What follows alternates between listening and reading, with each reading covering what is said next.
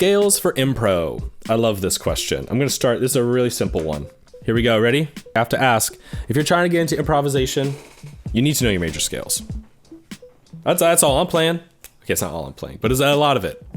Okay, major scales, melodic minor scales, diminished scales. That's a starting point. And it's not even a starting point. It's honestly the vast majority of all the stuff you see. Like, I could pull up any tune. Let me pull up a tune. And I'm gonna pick like a Wayne Shorter tune. Like, most of these, you're gonna be dealing with one of those three. That's a major scale for that. There's a major scale for that. There's a major scale for that. There's a major scale for that. There's a major scale for that. There's a major scale for that. Major scale, major scale, major, major. Major, major, major, major, major, major, major, major, major. Oh, and we have a melodic minor mode here. Major, major, melodic minor mode for that. Major, major, major, major, major, major, major, major, major, major, major, major, melodic minor, major, major, major, major, major, all major. You know, they're modes of the major scale, but still, when I see A flat minor, I'm thinking like G flat, you know, G flat major for that probably. But I think even that's a really good example because, you know, Wayne Shorter, if anything, is going to have usually more of those other colors, those more like melodic minor colors. So if it's still only like 10% of the time, I think that's a interesting sample size. That's one thing. Why am I holding a butter knife?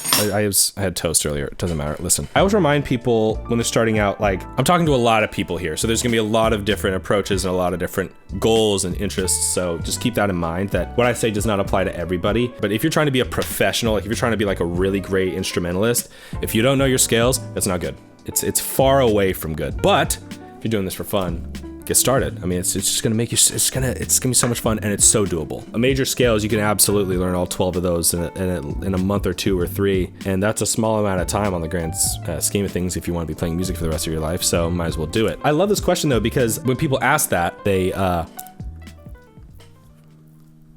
it probably means they're starting out, and that's an exciting place to be. I think people have this inflated sense of like how complicated things are. Because I think people think I'm gonna say like, oh, it's the hyper Lydian fucking whatever, you know, make up some crazy word, and it's major scales, melodic minor scales, diminished scales. That's gonna cover most of the time. I don't think music is a complicated thing.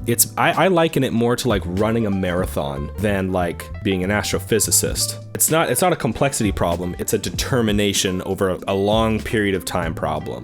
It's a marathon, not a sprint, right? It's something you have to do every day for decades if you want to be really great at it. But I don't think you have to be a genius to do it. I think that's like a weird misnomer that's out there. And also, I happen to be of the belief that what we do with spoken language is extremely similar cognitively as learning to improvise. I happen to think that speaking is more complicated than what we do with an instrument, unless you're like Charlie Parker, in which case you're improvising musically with the same level of detail as someone speaking. But he's the greatest, you know. Anyway, okay.